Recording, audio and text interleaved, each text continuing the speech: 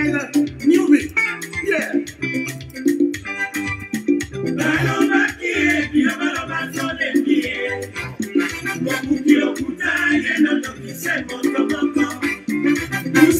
Sema walisema tumechoka. Muongo na ulozi ni watu wa kuchoma. Mobukilo kutaye na dokisa moto moko. Likambo molite operi na banga na nyoso. Otinga makongo ya leki asali nini. Mangwana yo mangwana. Olanda teo mungwe.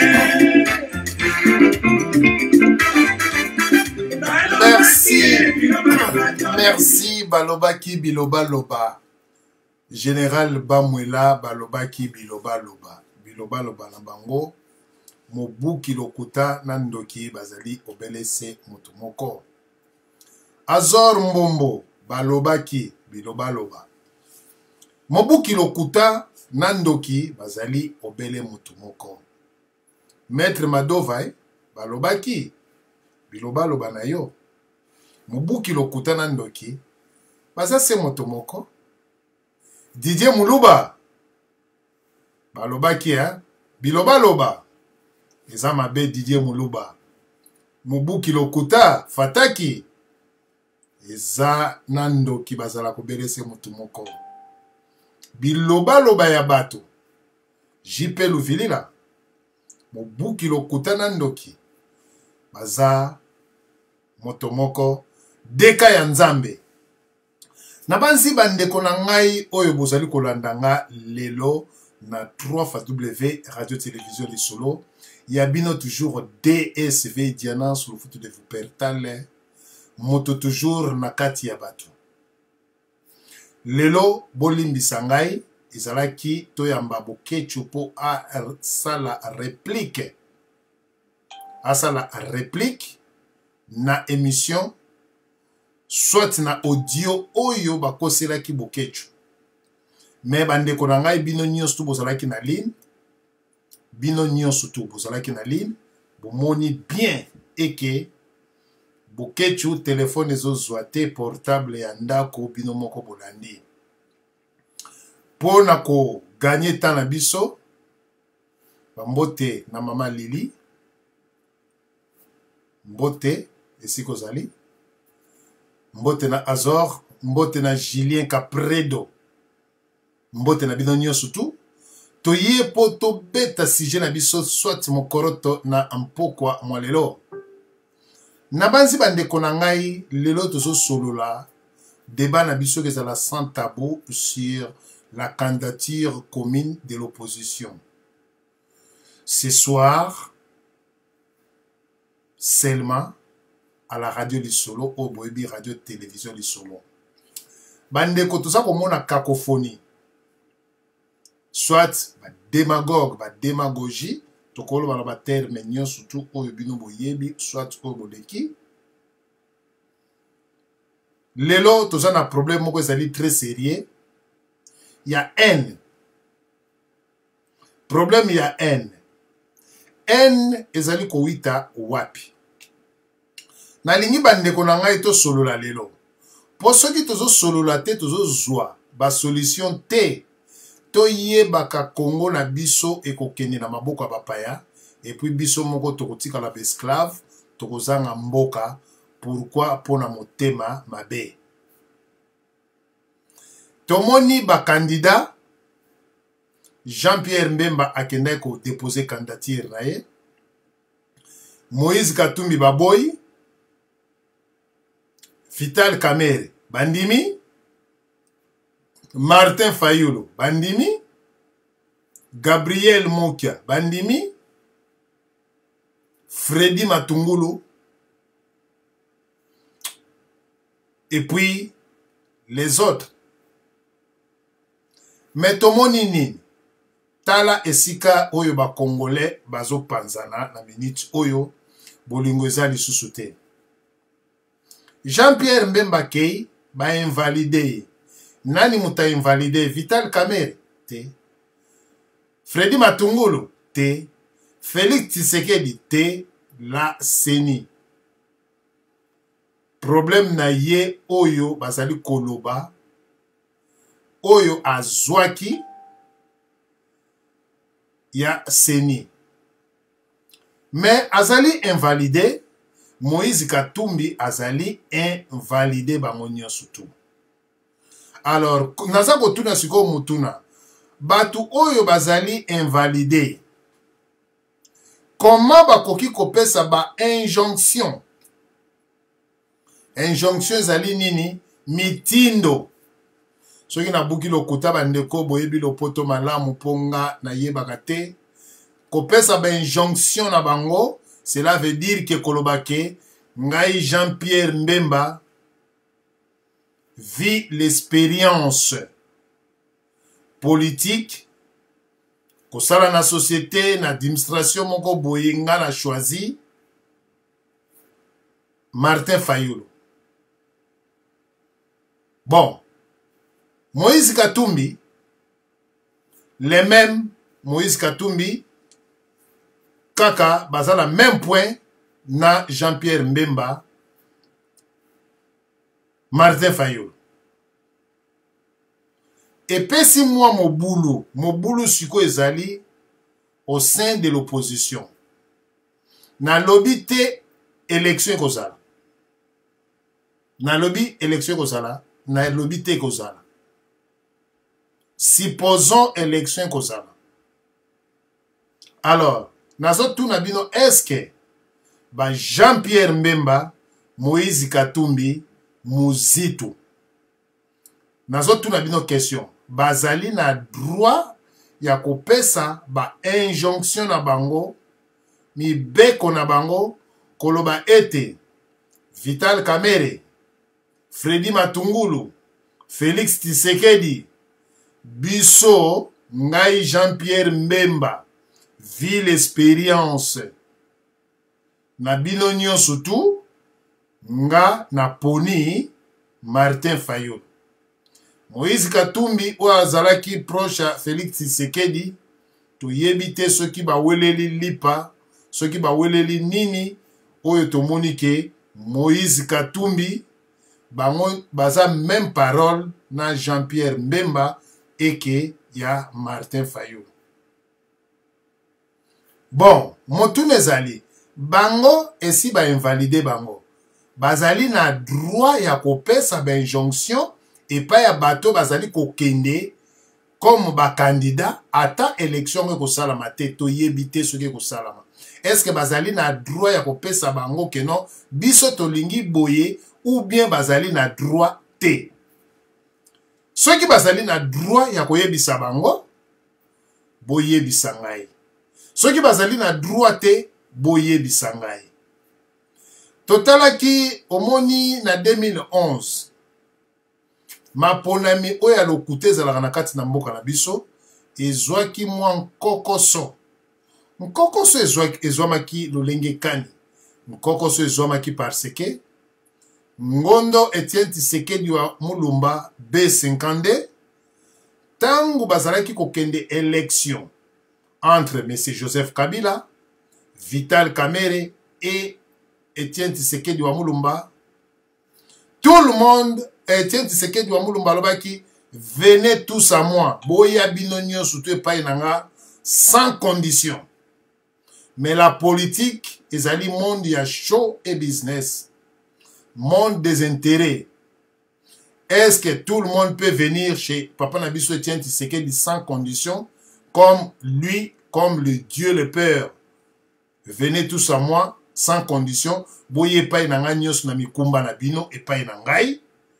Alors maintenant, to komi na 2018, to que 2019, oyoyo, to yebi na biso te l'élection ko sala mobie ko sala mate to yebite na koloba e ko sala mate, peut-être salami, tant monsieur ko salama et salamité. Alors, Vital Kamerhe, Fredy Matungulu, Nani Fayulu, Félix Tshisekedi, Tocha Gabriel, Mokia, pourquoi pas il est congolais, asa candidat. Mais si koyo batu wana nyonso tu kakofoni ekoti, mutu na mutu komi sauve kipe IDPS bato ya IDPS babi non bakoki koponela biso mutu te biya biso leader na biso bato ya INC babi non ya biso VK travailla trop aza mayele donc aza na badiplôme aza na bamakambo ebele akoki kolese te place oyo bapesa mutu mosusu ye azala candidat commun sikoyo natuni bino bandeko nanga bakongolais congolais akoyoka na mokolo nini congolais akoyoka na mokolo nini église oyo tozobenga église bato bazokumisa nkolo nzambe me na même église oyo bato bazokumisa nkolo nzambe bapaster bayokanaka te paster oyo na paster oyo bazalaki même église oyo alongwe ake kosala ministère na ye oyo atikali bayokanaka te basali na nzambe paster na paster soki bandi na église comme nkolo azali liloba bandimi bapaster na bapaster bayokanaka te boni biso bato na mokili tokoki kozala baexemplaire te tolakisa bato ya libanda oyo babengaka ki bato ya libanda bayebi bonzambe te tolakisa bango bolingo me oye na politike na biso koma tokoki kokombattre Kabila Shadari soki opposition ezali unité ezali division ya opposition ezowita wapi nani azali semer ya division to ya mobulu oyo ekoti n bandeko na ngai tokotrouve lisusu Kabila ya tour oyo soki opposition ebebisi biso tokofanda baesclave na poto te mpo na bino bafamille na bino ezali bien bozolia bambongo bozosomba bandako boza bien bozolongwa poto bozokende Kisasa biso tokendaka te bobanzi chaque année biso bakongolais na kati na diaspora tokoki kolinga babétise na bino mpo biso tokendaka lisusu bakongo te bino bokendaka eza sous forme moko boye régner pour mieux diviser bino bozwa faveur ya kokende na basi na bino na bana biso tofandela bino bafaku mputu tokendaka te mpo bino nde mutu boza na besoin ya Congo bino nde mutu boza na besoin kotala bandeko na bino bino nde mutu boza na besoin ya vie cette fois-ci non bapoliticien congolais bosakana na bakongolais te bosakana na biso te trop c'est trop bokomosakana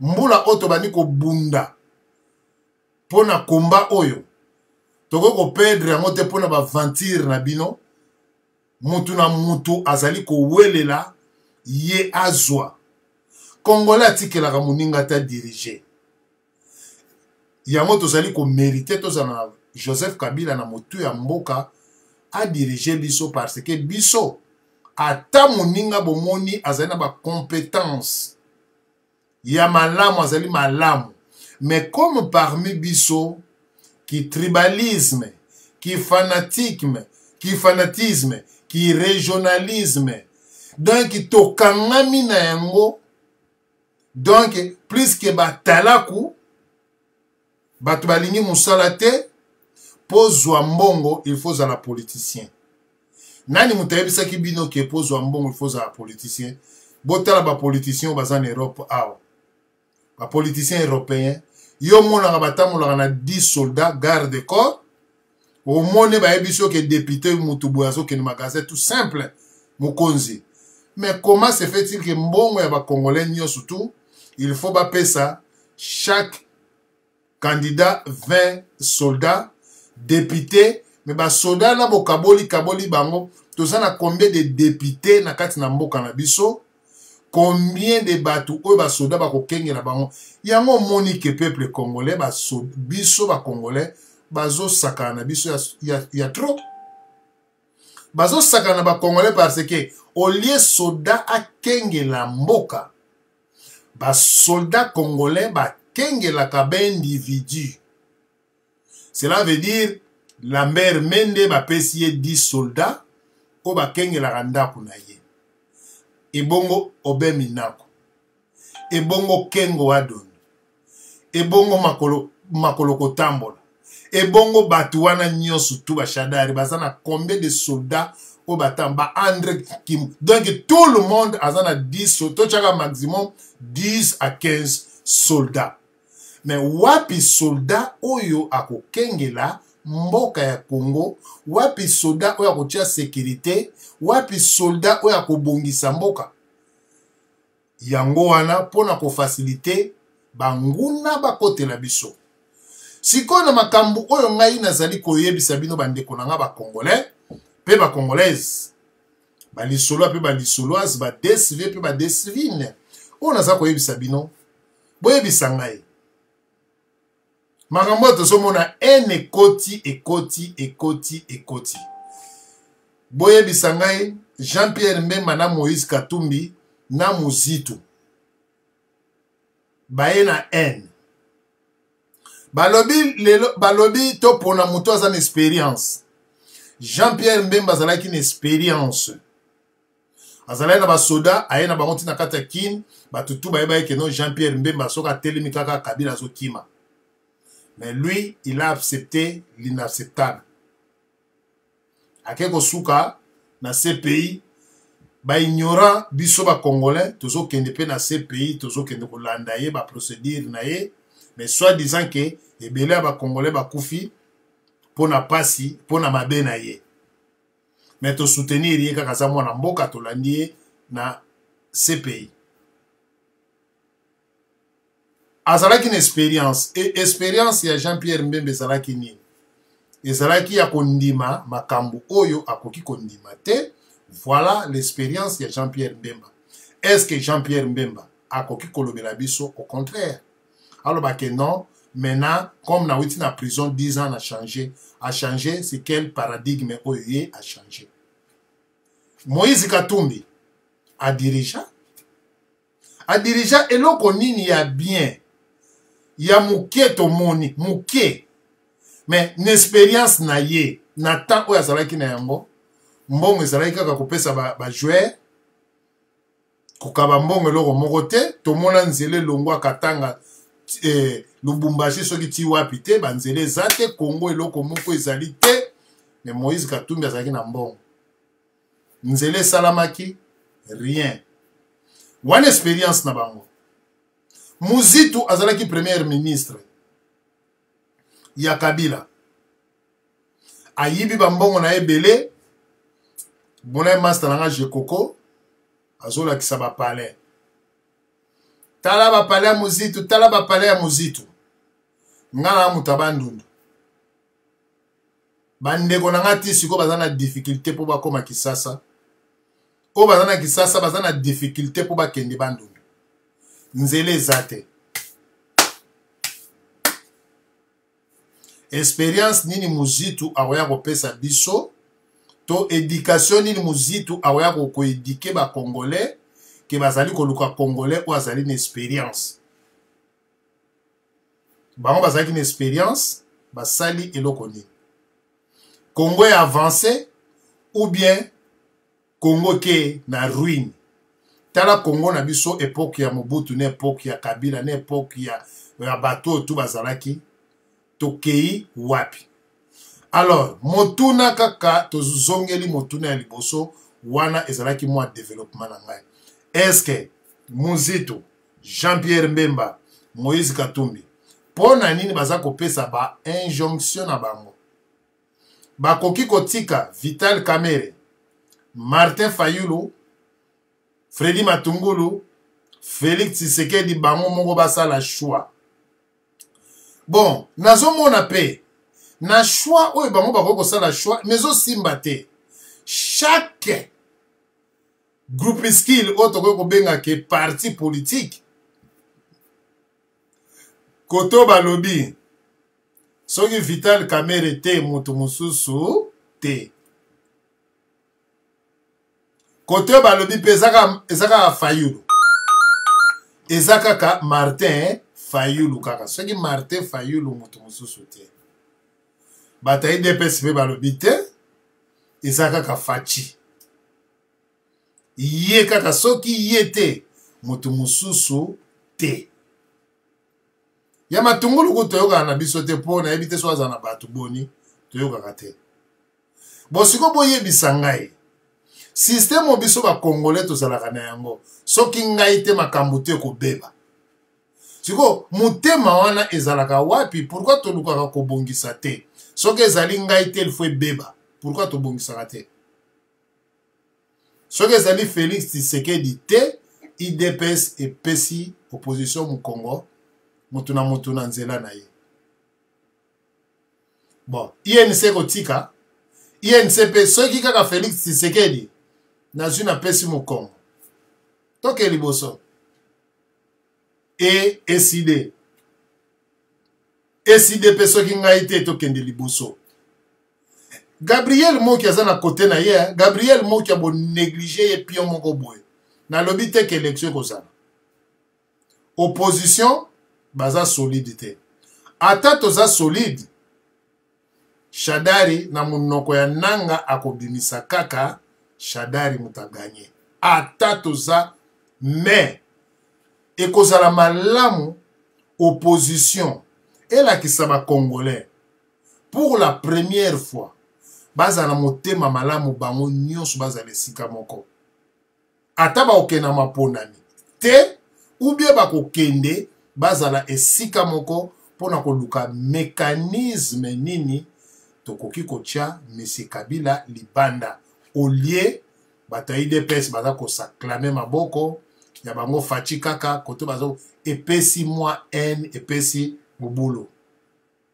omoni Jean-Pierre Mbemba wana vraiment na okota te na olinga na bandeko baloba Jean-Pierre Mbemba na yebi te soko aza na ba problème na IDPS ana problème na INC to ba parti mosusu ke azo soutenir Fayulu est-ce que amoni Fayulu aza na compétence koleka bango peut-être mais bandeko tokoki koloba pe ke Jean-Pierre Mbemba Moïse Katumbi bapesa bainjonction na bango te ke na bato bazokende kopostile mais ntango bakendaka kokutana na Bruxelles awa tomonaki bango Félix Tshisekedi Muzitu Vital Kamerhe Jean-Pierre Mbemba et puis na Moïse Katumbi Chapwe bazalaki au nombre de 5 personnes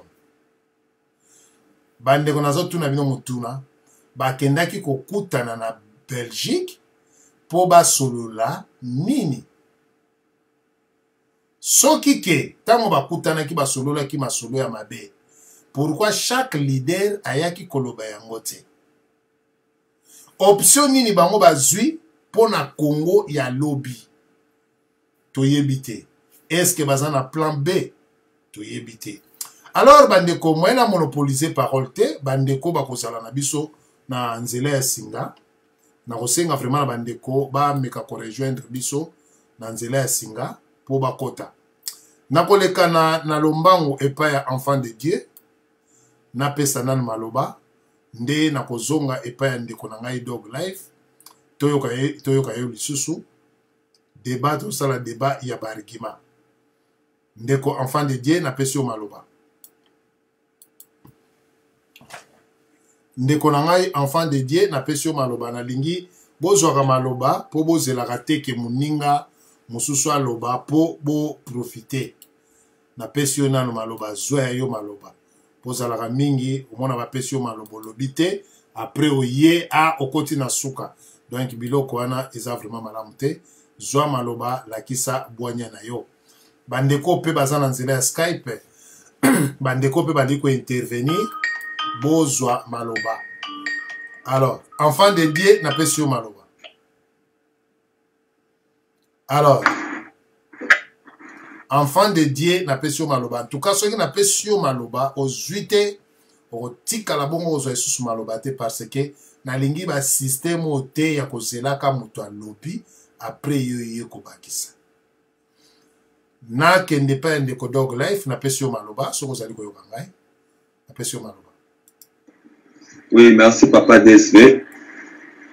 Mbote na yo, mbote pe na batuto bana na biso. Bon, binga loba vmezate parce que en fait c'est comme si ils en ont ba continuité car va siéger les cas va jour passé. Alors Papa DSV na continuer na nga au camp moi. Maman na zo camp moi na camp moi na ngai. Ya muka ka je na nando pe aloba kemi loba na jour ba kongo ba comprendre ngo Congo e bandi ko bonga. Aloba ki pasi ya zoba esila kate.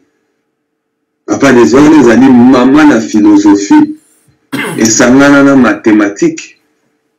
Donc en fait ce sont les sciences logiques qui parlent.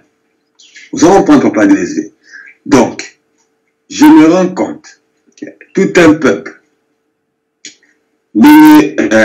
Albert Einstein alobaki nous tous ceux qui vous allez continuer ça les locaux vous allez appliquer la même formule vous allez les mêmes erreurs et vous allez causer que le résultat est changé. Donc la fois passée vous allez qui m'avait vous bandez les mêmes erreurs la même formule même quantité et puis vous s'attendre que le résultat est à la bon c'est que pourtant vous avez un problème à mouiller. On comprend Papa DSV. Voilà, nazolo bezali ba maloba ba tami nene ya mokilo baloba incontestable des grandes personnes, pas des gens comme Tshisekedi ou bien je sais pas qui. Nazolo maloba mais Albert Einstein reconnu à niveau universel. Donc, maintenant quand je vois maintenant les Congolais Papa DSV par-ci par-là dans le monde, débat ils allaient tourner autour ya Batouana, ma opposant. Quels opposants? Vital Kamerhe, Fachi, Moïse Katumbi, Fayulu, Matungulu, Jean-Pierre Bemba, et puis ils ont Nani, Mamouzito. Papa disait, quand je vois cela, je me dis, le but c'est tout ça, mon côté. Tout ça n'est rien, Papa disait. Parce que, dans l'année qui peut interviewer un candidat, c'est pas ça 21. Il y a le jour, pourquoi pas que tu as mot qui a na kati ya débat. Tu débattais qui peut à mot qui a été parce que bah mais c'est parce que mais exactement un candidat par exemple dans un DG mot Papa DSV ou moi l'année moi qui est mort surtout monsieur Daniel Shekomba. Comment dit Papa DSV tous à la air honnête ou bien tous à borné ou bien tous à manque d'information ou bien tous à son réalité. Mais il faut tout finir mon esprit. Tout à tout finir mon esprit, pendant tout à bien. Papa des états là, j'ai chez Komba. Là, il bien été. Nous sommes obtenus dans une colonie, nous avons bien light. Nous avons bien colonisé, nous avons bien commune en outate, nous avons bien vraiment passé en tant qu'individu personne. Mais on a dit que la politique à Congo, en tout cas, Congo, nous avons bien mon honte. Na yoka pété, ou na 2011, na 2013, ceci, cela. Ma me belé et tangama sur Congo, ba Panama Papers, ba scandale, ma me belé, ba fuite bima, ba proche à Kabila, Francine Mouyamba, boy. Mais j'ai moi en tout cas, on a yoka té. Peut-être besoin d'informations, za Kabiliste, Kabila Moutatine, qui bino boyebi.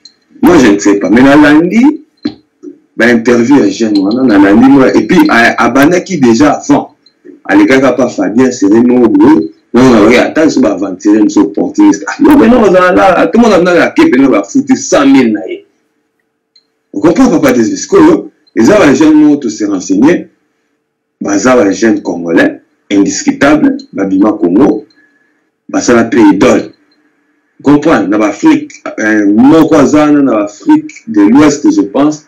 Avant ça, venait l'idéologie. Bladité. Au tient tombé au moyen. Intello, bagage, vendeur, informaticien. Au moment où il y a une machine à voter, bah, tout va qui débat. Façon, côté, il y a même les barons, Papa des yeux. Donc, on a s'attendre qui était. On a dit, tellement tout ça borné. Jean-Pierre Mbemba, ça les bon. Moi, ça Félix Tshisekedi a bêti les bako.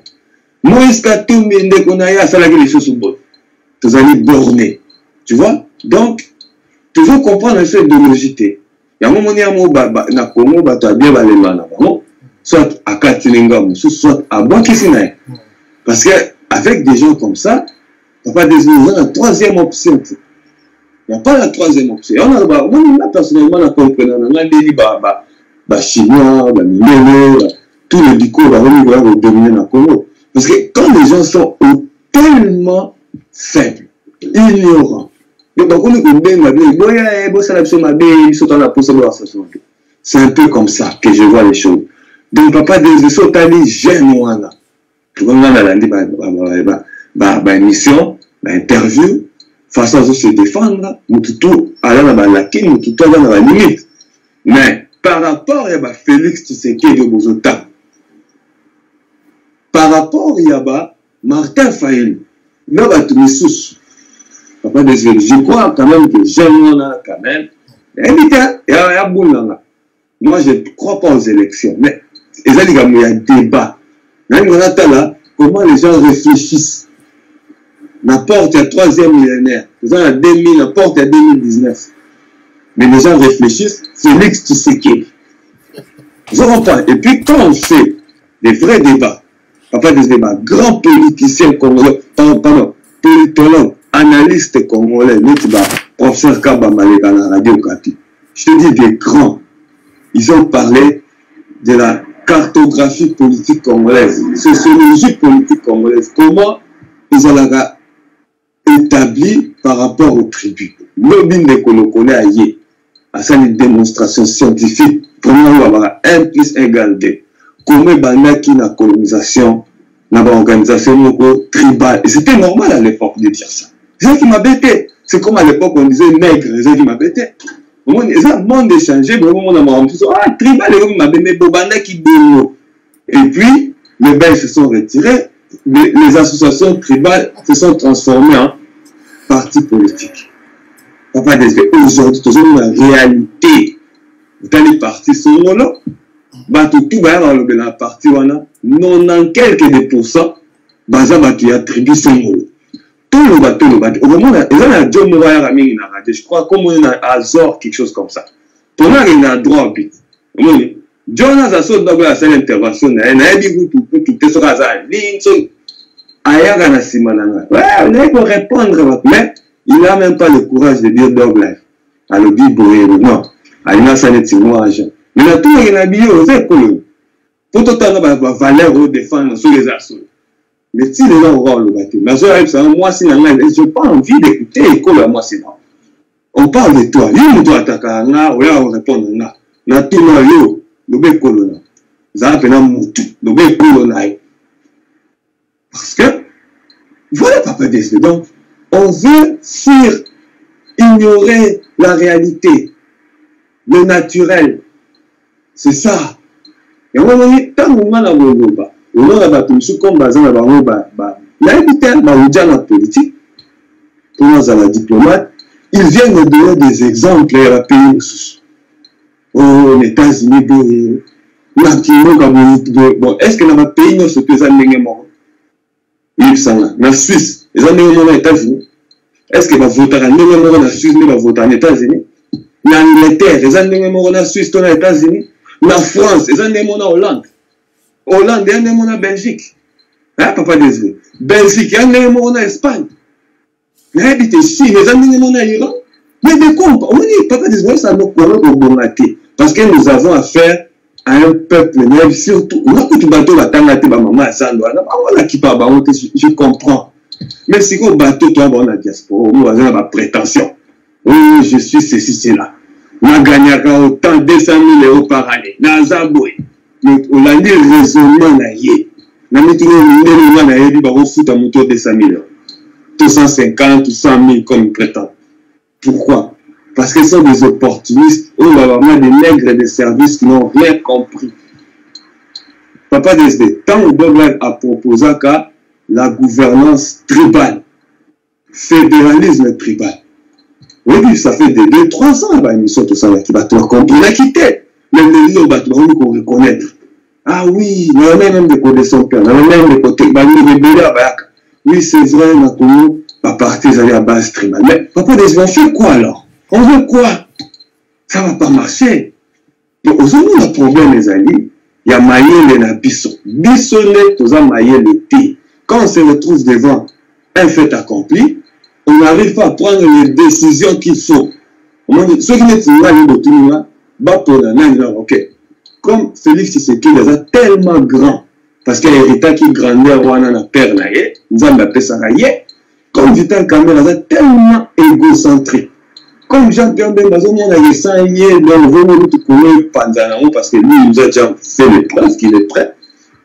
Moïse, et tous les autres. Alors, bah, reculer, pour l'intérêt, il y a, oh, soi-disant, peuple Bako, ça, qui va défendre. Donc, quand j'aime Moazana et Maître, net chez Komba, tout j'aime un voilà, mais ils ne pourront pas, parce que on va théorie dans Robinson, ah ouais, l'un va accuser l'autre, comme si lui, il était mieux que l'autre. Nous sommes dans un film, on m'a dit, on attend un diplôme. Et puis, quand on dit ça, il y a un fanatique tribalo-compatible qui va venir ici dire à cause d'un diplôme de la série. Si on va dans le live à cause d'un diplôme de la série, le poteau kangayo mouille, il faut avoir un diplôme de la série. Tant on commune à 6 vies, à partir de 6 vies, tu vois bien la petite. Ah, il y a ça là pour la terre salade. Ah, oui, des escrocs. Ils ont un monde la vie. Bah, fanatique, des escrocs. Ils ont mis la vie. Tu sais qu'il est escroc, père, escroc. Alors, quoi ça va, papa des escrocs? Il y a un bout de peut aimer à rien de chance. Mais, tu sais qu'il y a tout le monde là, tu sais qu'il y a quelques personnes. Oh non, je suis venu voir un frère en difficulté. Ah, de pourquoi ça n'a bien vu ça? Bah, j'ai la bazo, coup, ça va aussi, on va au bout, on va faire un frère, mais. Oui, mais on va pas dire. C'est ça, l'escroquerie. Oh, bah, révélation, il m'a pris. Et puis, le monde va se tendre là. Ma soeur, c'est connu. Tant on gars là, il a limité la première fois. Après, et ce qu'on a dit, c'est pas l'escroquerie. Et quand on dit ça, on va se film, on va attaquer. Non, moi, je dis la vérité, je dénonce. Alors, on a 5 000 dans Moutouana, genre. Ce que nous appelons Moutou. N'est-ce pas bien? Il y a eu ça, papa, des tabou, on a tout mis une team privée. On a un défi. Pour l'accent que Maramou Baka, ils ont monté. Tant qu'il a dit sur l'école, comme ça, il faut l'accent aux fanatiques tribalo compatibles ou pas. Merci, Nazo Simabou. Merci. Na base tozo zonga kaka na sujet na biso tozo parola. Tokeye pa ndeko lokole topesi maloba. Les évolués, Nazali Moussika, Nandak, Babaké, Zafeb, Makele, vous allez bénéficier, moi, en tout cas, à vous, excusez-moi. En plus, que dans les sujets, donc, moi, il a commenté ça. Si je commence, je vais commenter sur ma loi. Et donc là, il y aura des années propreté. Merci. Allez, qui c'est toi? Merci. Toke pa ndeko Azor, topesi maloba. Ndeko Azor, tombola. Merci. Ok. Merci beaucoup, écoutez, le PC la radio, la Facebook, la PC nombote, la compatriote, nous combattant, résistant. Nous sommes la Congo, le banda Pekati, la PC nombote, soyons vigilants et puis mbote, la ville de Nation. Bon, d'abord, on doit intervenir à un poli. À un sens impoli, parce que de toute façon, on a de façon sur la on adresser mon tour impoliment. On dit, ah, tu as qu'à pour te créer, un nouveau boy, langage nouveau boy, non, tu as qu'à avoir un respect, à ceux qui, aux alliés, n'a pas de vue là, mettons au souvenir de Bonayo, nous avons un respect, on a approche. Et puis, la moindre tout le monde de ça, la discussion, tu as ça, va venir à Wengi, Kala, donc, Naza Pena n'a pas un cadre à la télé. Parce que sur le bureau de la Macamouana, et pour boum, ça dit sur vision, la mission, tout le monde a répété jazz. J'espère que nous n'avons pas dans l'Angaï, Doglav, n'avez pas comme Rayo. Nous n'avons pas pour la tribune en Aïe. Nous n'avons pas pour la bonité. On a tribaliste. C'est ça. Je ne suis pas ici pour le tribune pour qualifier la Nazali. Parce que, le nom de Mimsawana, ils ont trop bête. ngala bisio nga bala na ngai nga boti mwasi na bali azam te ko na ngai ti bosuko bala nga ba victime ya bilo yo lingolo parce que yo lingolo ko joue traumatiser les enfants parce que bala nga ta ba yo ka ah mais nous ni papa il faut à la partie parce que l'homme de tel bon biso bala siko parce que bala ba na centre donc vraiment mon frère soko botana no bala te soko yebi comment ko gérer famille te vraiment là na ba débat ou awate parce que ça trop bas ils ont la vérité ba bala ndao bazo on appelle aux appelants aux ala boanya mingité parce que bato bala na biso awa ils ont raté bazo bazala ba besoin ba polémique wana bato bazala besoin bazala nuri bato bazala besoin bazala penza convaincu na ba penser la biso donc tu n'as rien parlé autour ça les cercles vicieux autour de caron na ba un mot de zangatir disons dans la fait on va être c'est que les autres mais mon frère vous a pena na invité na lobani vous a inconscient est-ce que vous invité que passer à une peste et ça la marathon ils a tant politique ils a été verrouillé na Congo il peste et ça et botamé la césarienne mon frère tu parles de quoi toi à côté je parle de il peste parce que d'abord il peste oh ça la marathon est-ce que il peste à Luba non mon frère au conseil bataille équateur il peste la marathon à Luba il peut se faire sur toute l'étendue de la RDC. Parce que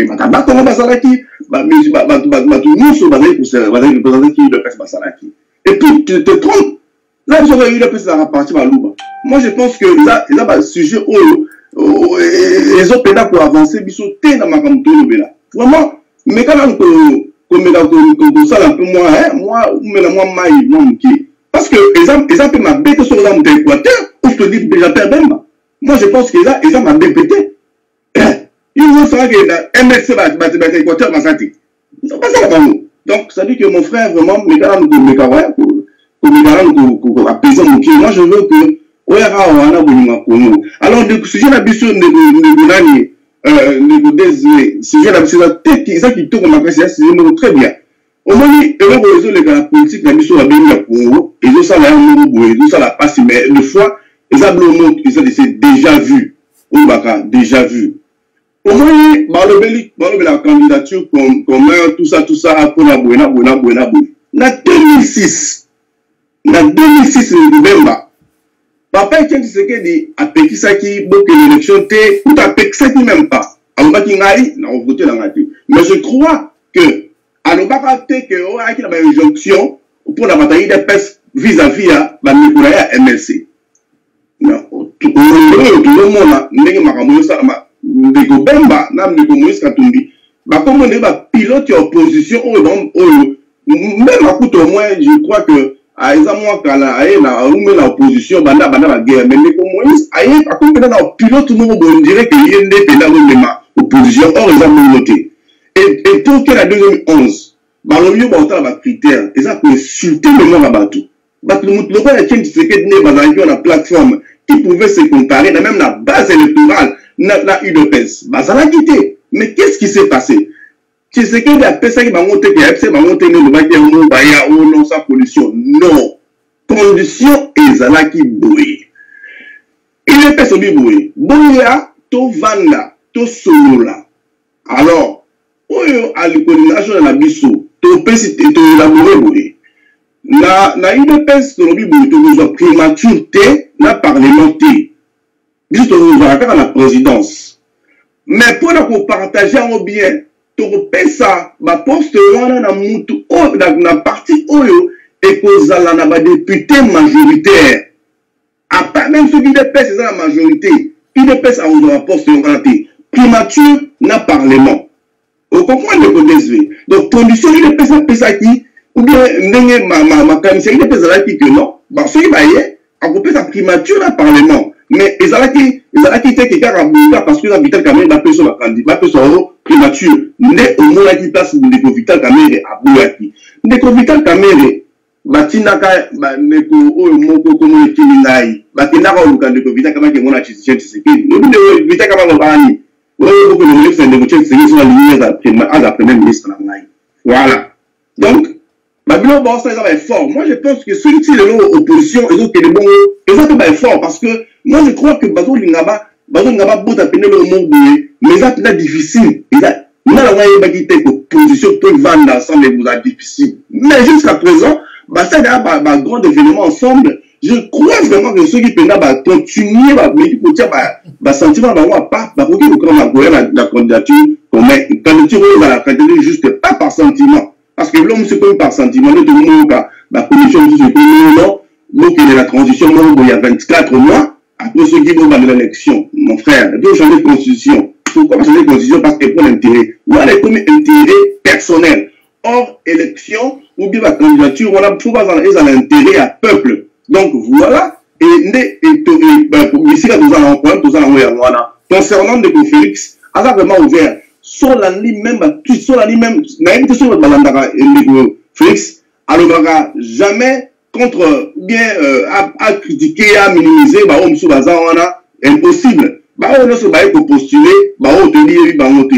politique et ça c'est que on devait les parents nous battre pour que la quoi attendre les parents va sur marango ils ont devenu ma voisin te mire ma casse que la vidéo le beaucoup que va molia te politique il faut personnel moko bande voilà ba e ba pesa mon ka cadeau ka boy non politique ils ont monté politique il faut ça quand même il faut quand même monter à la base mais solide et puis base et ça convaincant donc so ba en position ta pexité les comment qui a pourquoi est-ce que bande comment qui a bazar souvent pas l'ambition parce que mon qui a na évité là on a été pour critiquer le comment qui a mais on se met pas ça dit que nous on a les jeux vidéo tel ça la yo boy on va jamais devoir Félix aller gars nous va tout directement peut-être que biso va base va mi-temps mais on va jamais monsieur Félix c'est que dit avec qui na TV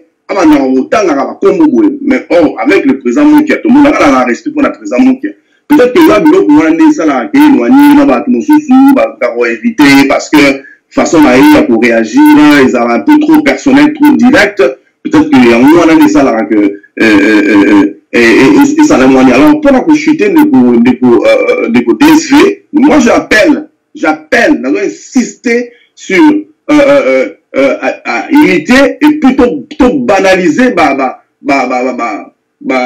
insulte injure haine moi je ne fais pas la politique on a juste combattant activiste on a ça politicien vous comprenez on a politicien on a combattant parce que il faut battre la combattant na poto mais la bataille qui combattant na Kinshasa et puis on a membre ya UDPS membre na ngane biso to ya donc pour la raison je jouais même pas poste numéro 2 on a juste témoin à UDPS dans l'élection 2011 la ministère de la compilation na biso mais c'est que la gagné l'élection donc to ya awate poto banaba moko boye zanga sensio menga c'est que yazali zoba alisa mobutu munene laisser comprendre mon émotion Mobutu Tshisekedi nenga zawana a changé ça na Mobutu abiyema Mobutu alobaka ke bataka la cravate te après Mobutu a sali discours na ye après on sali discours na ye tout le monde Mobutu a lobe avec la cravate donc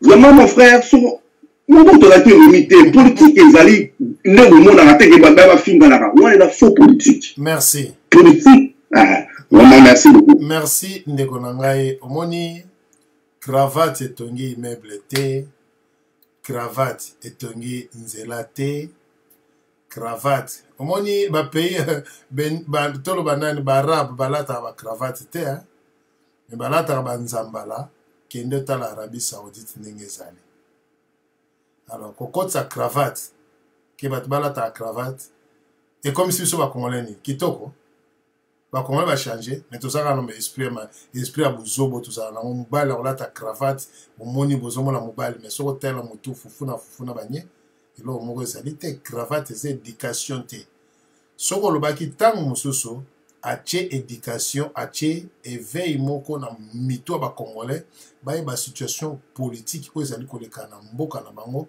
pona ko telemela yango soki mboka eza ko marcher te voilà mais eloko na linga ko féliciter ezelo kamalamu parce que un peuple oya yebike asalaka te santé côté santé ça médiocre côté éducation ça médiocre côté sécurité social ezate mais peuple anaza ko révolté té et lokonde olinga ko lobaki non peuple a révolté raté Etienne Tshisekedi a même peuple dans le lenge qui abanda ko telemela gouvernement en place ce que ça ko diriger mabe mais ko lobaki a même bata bana ta cravate té a che cravate ndeko na bongo cravate kabe ya kamwanga ezana bekol ezana nzela na lobeli sur dictature ya Mobutu dictature Mobutu nina balatara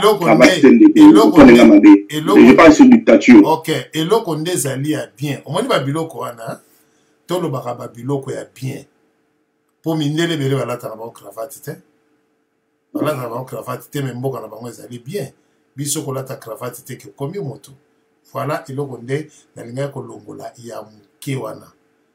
Alors bandeko na ngai oyo bozali kolanda biso nazonga nane mpe ya ndeko dog na napesa esusu zwa 5 minutes nazongela zor 5 minutes to développer siko. Merci papa DSV. Omoni papa DSV yongo yebi bandeko bayebi Dog Life akomisa mwandantieni te alobela jamais kutu abakwa lepi monde bana. Et puis, Batebele, n'a soit pas en bango comme Vital Kamere, Moïse, Tshisekedi, Ben Baté, mais Missous, Moïse tout pété, mais Moïse, Vital, Martin, Félix, tout ça. Quand il a fallu qu'on défende par rapport à Onga Monaki, ils allaient juste, la Bible par rapport à Onga Monaki. J'ai jamais eu honte ou peur. Il y a qu'on exprimer sentiment dans l'air. Alors, quand vous avez tribaliste des années pénales, la chose la plus ridicule du monde, vous allez voir la fois passée, nous avons fini un vilain, non pas. Donc, nous sommes un pédophile. Vous ne pouvez pas pouvoir dire, nous sommes oh, bon, il y a caméra, après ce point, on corrompt pour rader. Donc, ce sont les mêmes genres de caricatures. Quand quelqu'un est à bout d'arguments, il n'arrive pas à maîtriser ses nerfs, il commence à dire du n'importe quoi. N'a évité ce qui n'a Congo. Depuis quand et comment les sous, tout est comme infraction, tout est comme immoral, tout est comme impolitesse, tout est comme élo moi ma beko tout la mutu école hein papa dit n'a évité. Non avec même tout le temps abolir en Rwanda. Si ça dérange qu'on abolisse. Mais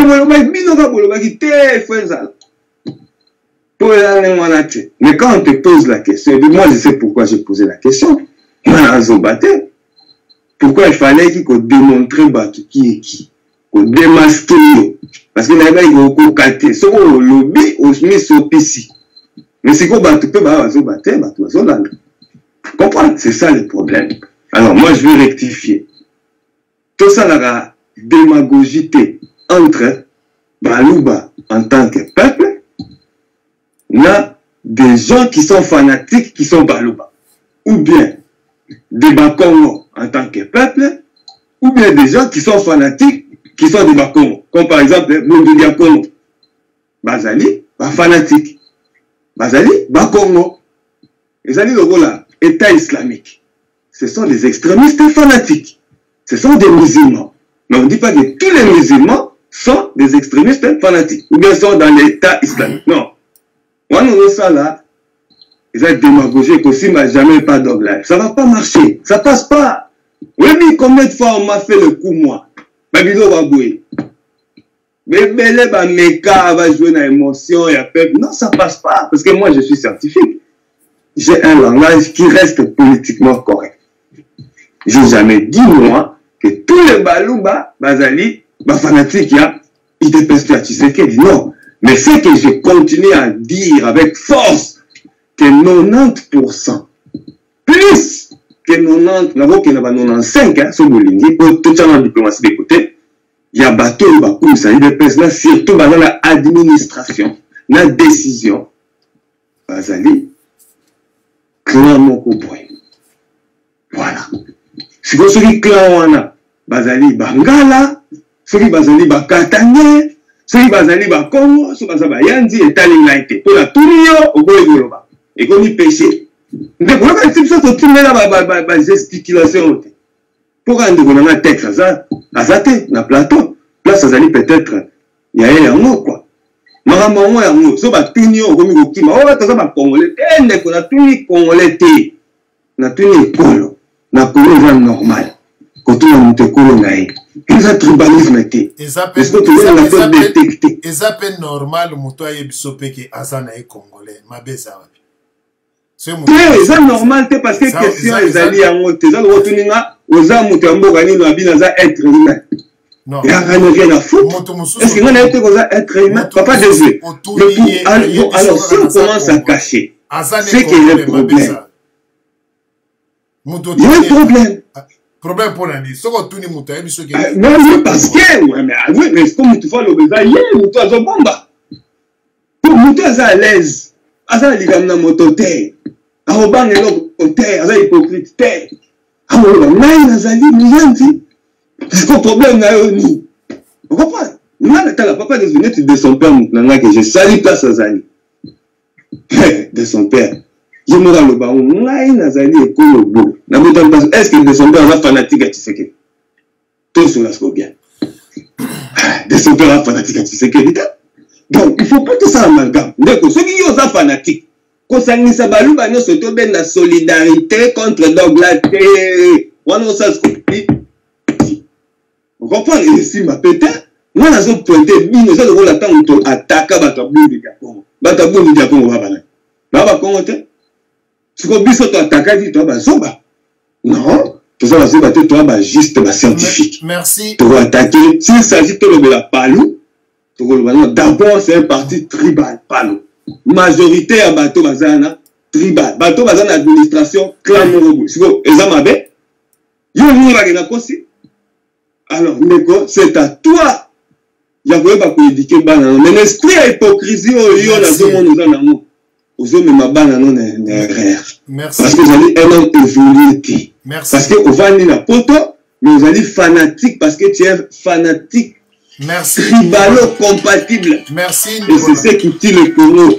Majorité à bateau dans la politique à Congo, bateau se laisser manipuler par des gens qui sont vos gourous. Merci. Vous les suivez parce que vous avez des attachements tribaux. Il y a un moment comment ils ont connecté. Nicolas Batogola yo encore. On a évité depuis quand on a Congo, autant l'école parce que vous avez des idées cachées derrière la tête. Et moi je vous dénonce. Moi je dénonce tous les gens qui sont comme ça. Voilà, merci. eloko oyo tokomeka na komeka lisusu kolobela ngo napesa ndeko na biso na ligne maloba nde na kolobela eloko oyo po tokosuka nango ndenge wana te toke ndeko oza na whatsapp napesi yo maloba. Merci ndeko DSF na sepeli koparticipe na mission lelo nayebi te soki bozokanga. Très bien. Ok, je voudrais d'abord l'oko aliboso koloba ndeko Dog Live na ndeko Azor. L'état est très grave. Tokoki kozonga ba discussion ya modèle lokola lolenge oyo te. Congo ezokende na situation moko oyo eza ya mpasi nayebi ke bino boza bato ya bwanya. C'est pour cela na mpoko lelo boyeboye tomeka mpe koraisonner par rapport ya mboka na biso. Ba conflit un peu personnel nga so na lobby ya kapo pour makambo na ngai ou bien ye ozo attaquer ngai, tout ça et ça peut permettre biso de tout ça la débat moko un peu démocratique. Nangi ko intervenir par rapport à ce sujet à lelo ou tout ce qui est-ce que c'est normal de que Jean-Pierre Bemba, Moïse Katumbi bango baza vraiment parmi ba candidats au baza retenité ba pesa injonction par rapport à ma critères, il y a un candidat au Vaticali ou bien pour voter un candidat commun. Oui, je pense que ils ont droit à injonction, mais quand même, ils ont un droit de parole. Ça veut dire quoi? Mouchouko yo comme par exemple candidat commun pour la Bisso, nous allons travailler sur quel programme, comment tu vas appliquer ces programmes pendant 5 ans. Et comment les choses vont marcher. Parce que politique, c'est un peu cadeau. C'est un jeu aussi d'intérêt. C'est vrai. chaque politicien a le bagaké nazo bundela ba peuple, oui c'est vrai, mais pour bundela ba peuple, il y a aussi intérêt na ina katiwana. C'est pour cela bazo sala oyo ya politique.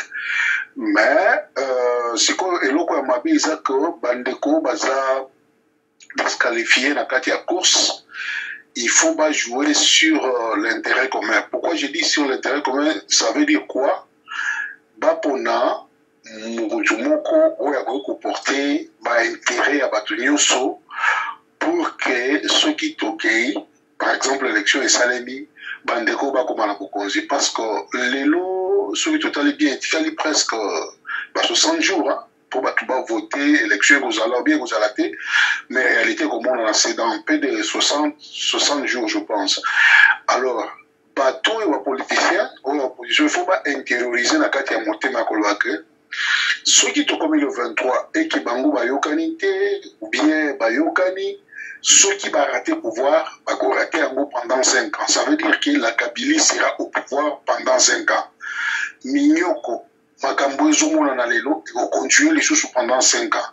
Beni va continuer au Boma, Est, vous allez sécuriser les alliés, Kasaï, Makambo Inasapo, et la situation politique sera telle que et Kobe va s'empirer par rapport. Là, nous sommes dans le pire, mais vous allez plus pire. C'est là où, Bissoyo Congolais, na bande opposition, il faut tous à l'époque, tout le Valais Lobamoko, parce que les gens, les cas sur les tribalismes et tout ça, tous ces abats de distraction, il y a Makasi, ou côté les Bissopé. Je sais que parmi Bissopé, il y a élection, tous à la pensée, mon pensée, Zani. Pouvoir actuel et l'ongwa d'abord, pas l'ongwa zikawana. Atato kotika la toujours bundana entre biso et kozala sima. Mais pouvoir actuel, bala kisiko, c'est un pouvoir sanguinaire. Depuis les 17 ans, 18 ans, gestion na bango et zanil. Alors, au candidat nini, ba candidat oyo, le 7 ans, où il y a opposition, un candidat commun. Je pense que les critères, on va recouper ça, critères à l'ibonso, il faut la probité morale. Ça veut dire que sur le plan moral, on va reprocher et l'autre mon côté. Critères à mi balé, il faut que la bolingo ya mboka, ça veut dire que bolingo ya Congo d'abord, parce que sur le Congo, bolingo ya congolais. Critères à mi sato. Il faut un homme de paix, hein, Tango Koya, pour que ça paye, critères à minei, pour sécuriser Mboka. Mboka comment la sécurité, parce que le long de notre bagage toujours en occupation. C'est parce qu'on n'a pas si sécurisé notre pays. Donc, tous les gens, où il y a la deuxième république, s'occuper de la sécurité à Mboka, tout ça, ils n'ont pas si sécurisé Mboka, infiltrer Bisso. Il y a des rapports, hein, où tout le monde a Miko. C'était des étrangers, des Rwandais, depuis Tamobutu, la télécommunication, la Bisso, la Celtel, tout ça, ainsi de suite. Il y a eu Babisengemana, ils étaient plutôt rapprochés du pouvoir, et il y a eu même la CNRI. À un certain moment, ils ont été dirigés par un certain Rwandais. Alors, sur ce point-là, ils ont dit il y a Makasi Mingi. Alors, tout ça, un peu Makasi, chacun est libre. Tout le monde un peu coupé, ça a choisi comme candidat pour que tout le monde il faut montrer une expérience. C'est vrai, ceux qui totalent sur les 7 candidats, chacun a une expérience dans le domaine de Songolo. Mais dans le il y a l'autre de respect, malgré les fait qu'il y a chacun des expériences dans Bango et même le Congo. Par exemple, Jean-Pierre Bemba, c'est quelqu'un qui a beaucoup étudié, tout ça, ainsi de suite. Il était sur 1+4, il n'y a rien qui a été donné. Toujours à la 1+4, c'est un échec. 2006, tout qui a l'élection, donc expérience, même dans la vie professionnelle, il a géré tout ça, compagnie papa naï, les lots, compagnie wana, ils ont été soutenus pour la vérité. Wana, ils ont expérience, ils ont tout été. Toujours on va aller dans la même chose. Ils ont fait quelque chose, mais expérience na bango et apporté et l'autre côté. Alors, si nous pouvons parler de l'expérience, ces expériences, il y a Moutou, où ils ont apporté quelque chose dans la gestion de la Congo. Ça veut dire que aux aga ministres, tout le monde a salabouillé et ramené quelque chose, il y a bien, sur la vie de la population. Mais, chacun a une expérience, il y a Tangaboye, il y a Tangaboye, il y a Tangaboye. Et puis, tant que tout le problème, il y a Congo, il y a l'élo. de côté, si le Congo pouvait se développer seulement avec un diplôme, Congo, il gagne la place exacte parce que nous avons des têtes bien faites. L'université à Massachusetts, l'université New Jamokilio, j'ai un professeur, Baza Mayel et tout ça, ainsi de suite. Mais New Swan, devant Kabila, ou toujours Bega Kanambe, Bango Soado s'accroupir avec des diplômes Yamakasi, français, Batanga, tout ça. Bango Soado Baza, Kolanda Makambo, ou Kabila Zotali Sabango. Mais sur total niveau d'études à Kabila, malgré que Kamera Robano a 6 ans, l'université aux États-Unis. Et puis si sur l'histoire totale, expérience, on ne sait pas là où il a étudié, c'est vrai, ailleurs, il y a combien de pouvoir, tout ça, ainsi de suite. Congo, ceux qui ont se développé, ce n'est pas par manque d'intelligence, mais un manque de volonté politique. Il y a quand même que tant qu'on a Nazoya Boé, le pouvoir, je suis venu pour servir le peuple. Je suis venu pour servir Moukananga, Natombolango. C'est un peu ça. Donc, ceux qui, tout à l'heure, diplôme, bani, tout ça, et c'est important quand même, tu fais un minimum pour avoir quand même, tu as quand même, parce que tu dis tout côté, là-bas, niveau, on a tout ça, les Congo pouvaient se développer comme un musical, et nous avons un grand professeur d'université. Maintenant, nous avons la Zobini Sabano. Alors, tout l'ingana, tout sungana, tout le monde va débat, il va tribalisme, il va tout parler unité, parce que le Congo, c'est notre pays. Et bien, les bisous, tous en apportent, on a un apporte, moi, on a commenté, Koliate, tout ça, ainsi de suite. Mais nos frères qui sont au pays, vont souffrir, Makasi. C'est à nous de s'unir d'abord, tout le monde là-bas, où il va y aller, qu'on sent l'occupation, qu'on fait souffrir le peuple, de quoi Congolais, sont accueillis, ils sont retrouvés à tout, Bendana, en famille et c'est un peu ça. Donc, candidature commune, tout à l'heure, opposition, parce que moi, je crois il y a deux choses au Salem. Trop qu'il y a une élection, et Salemi, mais Salemi Mabé, et comme on a besoin de l'eau, parce que moi, les autres, toujours, le soulèvement populaire, il faut, avant le soulèvement populaire, et Salemi, il y a un motif pour provoquer comme un soulèvement populaire. Les lois n'apportent sur l'événement populaire. Il faut créer un motif et créer.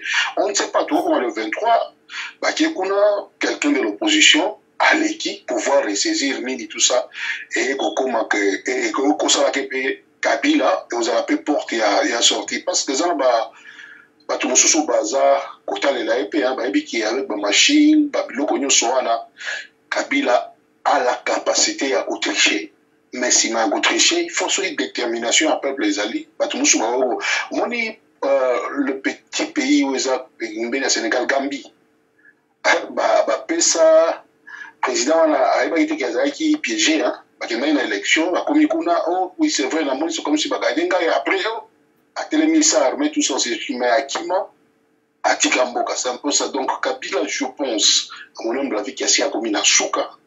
Et nous sommes comme ça là, donc il y a quelqu'un qui a sorti alors tout ça, tout le monde a biso, les gagnons, au basambela, ganzambe, basambela, au basambela, bangoko, basambela, pour mboka na biso, et si comme elle on a maboko, il y a bateau, bazali, ouana, baso faire souffrir la population. Merci, na. Donc, c'est que moi, qui a contribué, qui m'est dans la biso, dans la radio, et ça espace, on va appeler ce biso pour te communiquer, on va penser la biso, les tobé, nanaka, tout ça, ainsi de suite. Merci, na zone sur Malobade, merci, Minka. Merci, Ndekonanga, na intervention ya kitoko ya mpimbo, oyo, o pesi, bandekonoba congolais, oyo, ba le, et loko, et lamba, mi vraiment kitoko. Merci. Nabanzi bandeko na ngai oyo bozali kolanda biso oyo bino nyonso tu bozali branché na radio na bino radio lisolo balobi Congo liboke moko tatabo moko ibongo mama moko mokonzi bo mokonzi akozala asali na tana ye atiki mosusu pe azwi. Ce balobi mokonzi moko yango mobuta tikala des années. Mokonzi mususu akoya sali na tana ya bongisi akei mususu aye a achevé tana ye. Eloko nini lelo oyo tozo bomana? Lelo tozo bomana nini? To soki biso lelo tozo bomana. Ezali po toza ba orgueil. Tolinga kaka ngai kaka. Tolingi kosangana te. oyebi kosangana ya bakongolais mpo tosangana ezali pratiquement difficile to koevale bafase te tokende nano place oyo balobi basantu bazali bapaster bazali bandeko na ngai balobi eglize moto yaka na kimia liloba na nzambe me botala na bavile oyo bino bofandi na Europe na Congo me komona ke bato bazali koprie ebele mais les mêmes bato bazali koprie ebele bango nde moto bazali na motema kutu ya mabe mpe bateki Congo bango wana soko otala na gouvernement ya Kabila eske bapaster bazali te bapaster congolais bazali te eloko nini bazopreche na population oyo baza kolanda bango na kati na l'église. Toute autorité vient de Dieu oyo nzambe apesi moto na mokili akoki kolongola yango te eloko bazali kopreche andimi na kati na église. Bango moko bapaster bazoyokana te bango na bango mais bazoteya sur le pardon dans l'église. Moninga soki asali yo mabe limbisa 7 fois 700 fois mais bongo bapaster bazokana te bango na bango. Est-ce que baza kolimbisana bazozala ini unité soki ezali na makambo bo nzambe te bato baza unité. Mondimi akei na église songolaki kosambela paster afashe abengi paster mosusu alobi ke oyibi mondimi na ngai lisandisi na ngai ezolingi oye epai na yo. Paster asololi na mondimi mosusu paster wana bayebisi abengi paster wana kobengaka bandimi na ngai te. Unité eza nanu te dans l'église. Ozongi kote na biso balobi ke na mokili unité eza te. Soki natuni bino mutuna boyebisanga groupe nini ya bakongolais basala ezali ko evre ti sikoyo bazali lisanga ti sikoyo. Boyebisanga société ya congolais oyo esali 20 ans na kini bie 30 ans na kini société ya congolais oyo esali 20 ans 30 ans na kini. Nokomona ba société ya ba indien ba pakistanais ba libanais tout ça eumela mais ya ba congolais 2 ans 3 ans 5 ans l'air azoke ba 7 ans a tombé à faillite. Soki bazaki na lisanga oyo kaka lingi babengaka ye kaka président basala vote alingi te tolandaki ndeko moko na États-Unis de son père alobaki yango bien basalaki organisation mpo babengisa soki Félix Tshisekedi mais comme ye badesignaki ye te président asali to abebisa makambo nyonso tu congolais mpo na likambo bakumisa ye aza moprezo mais azani na mbongo te congolais aza premier mais soki ekomi tour ya moninga bapesa ye akoma mpe président moto akolinga te. Na IDPS tobandi na IDPS parti maire président kaka Etienne Tshisekedi tina ndenge ye kokufa ye kaka apesi mwana na ye. Toke na INC pa Vital Kamerhe. Vital Kamerhe abela te kaka ye président. Jean-Pierre Mbemba azali na prison te na laye kuna azopesa ba injonction ba loi na eve bazaiba soit na MLC mais ye mutaza na kati ya prison ayebi te makambo ezoleka na koto ye. Martin Fayulu ye moka président yebisa ngai nani alobi ke non nga na fungo na mouvement oyoyo ezalaki idée na ngai natikala fondateur mais tout le monde veut président nani akolinga azala subalterne. C'est pour cela que makambo ya Congo pe Jean-Pierre Mbemba alingi ki président alobi te soki Petwana Félix Tshisekedi azwi ekozala mobulu en tout cas il faut na coiffer kaka. Moïse Katumbi pe alobi ke non lokola ngai pe ba invalide nga na kotikela ete po toyokanaki boye te mbongo na ngeke pamba Vital Kamerhe pe alobi oh non non non non non ye kuto père kuto na budaki ye bongo ye na kendo tikela ye. Donc Congolais alingi ko tikela mutu te place. Mais or que place wana bango nyos baza ko welela ngo ezali ba place na bango te. Ezali place au peuple aso linga mutu ya malamu aya atia mai azongisa courant abongisa banzela misala ekota bato baya ko investir na kati ya mboka peuple wana azala lisusu mandiante abima libanda akende koluka te. Bandeko ezali soni na biso ba Congolais oyo tozali ko bima bima nombre ya ba Congolais oyo ba bima bandeko na ngai mukolo bakoloba ba Congolais biso tuto zonga na kati ya Congo na yebite Kinshasa wana po mutakokene na mboka azali te na yebite Kinshasa wana soki ekozala inonde ndenge nini na bato parce que to bimaka po mboka ezali mabe.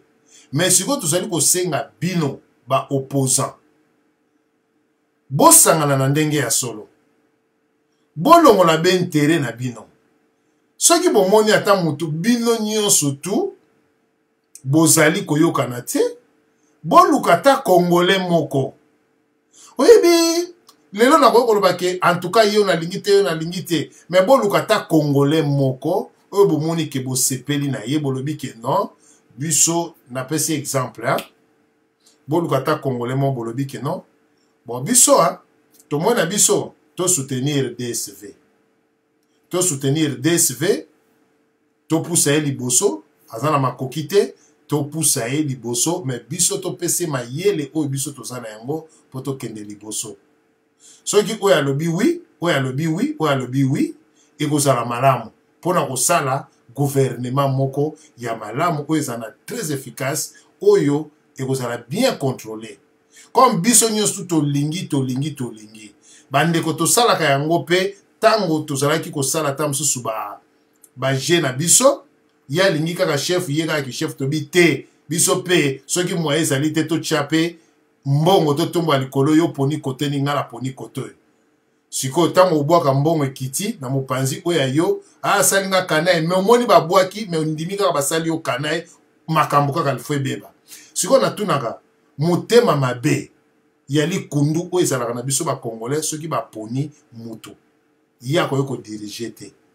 siko Congo wana ekomami na kombo ya nani po a dirigeant kaka Jean-Pierre Mbemba mza diriger Congo non mutu mususu azali kaka Kamerhe mza diriger Congo non mutu mususu azali kaka Martin Fayulu te kaka Félix Tshisekedi te kaka Freddy Matungulu te batu misusu bazali mutu ango nani yo ozali kolanda ngai ozali koyoka nga ozali capable o diriger Congo na mutema malamu ozali na yango ozolanda mission oyo na ndenge ozoyoka pasi ya Congo yo nde koyoko diriger Congo mama ozokoma oko diriger Congo kopesa makanisi ya malamu yo mutu oza kolanda oko diriger Congo.